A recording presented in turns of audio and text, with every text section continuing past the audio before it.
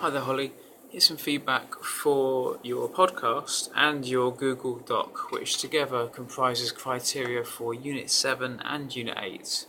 Now, even though you've hit Unit 7 criteria already, you've correctly identified that Unit 8 sort of follows on neatly from it. So, this feedback for Unit 7 and Unit 8 will cover Unit 7 and Unit 8 1.1, 1.2, and 1.3, yes.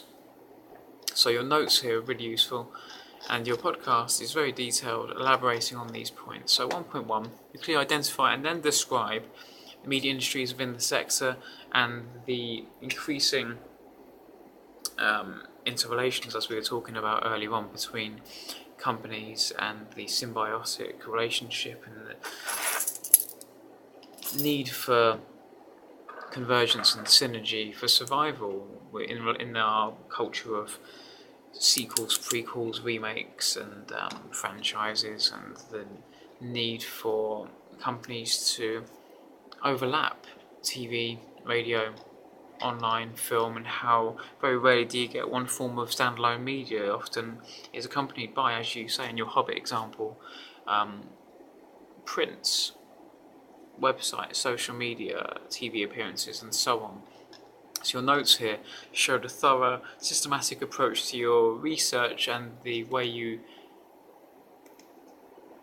source a material, then extrapolate or extract information from it, and then formulate your own response using those facts and data as a keystone, as it were, to your response. Good. The Russian anti-gay ideology here you mentioned here in relation to how funding from advertising and sponsorship can have to be withdrawn if the ideology of a particular show or broadcast goes against that company's approach. That's an interesting response. He talked about the Gay Mountain in support of gay rights approach of Channel 4. Other channels did not do this because of their morals and the way they are run. Others cannot do this because they wish to remain impartial.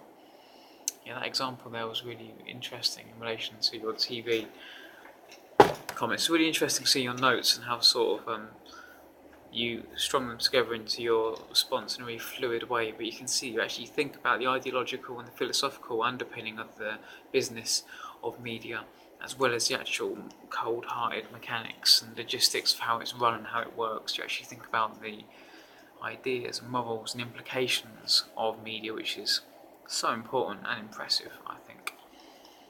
So you talk about industries within the sector, radio and TV, and how they've evolved into online podcast and on-demand, animation, games, publishing, photo imaging, graphics, and so on. You clearly do this really well with really fluid, well-researched, contemporary examples.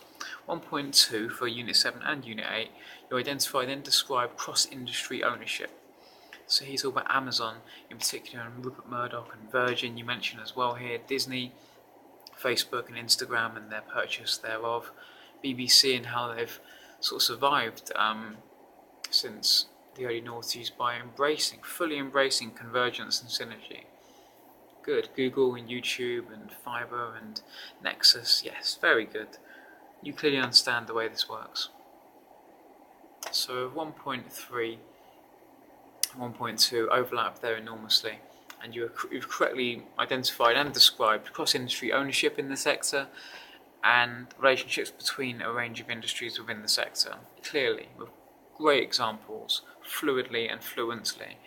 Really, really strong work. I really enjoyed listening to that podcast. I think it was really good, and I think that you managed to precisely articulate how the industry has changed in the last 5 to 10 years in particular, in relation to your example of Amazon and Google, which you elaborate in another piece of work I'm about to assess as well. Good. Unit 7 and Unit 8, 1.1, 1.2 and 1.3 achieved. Well done.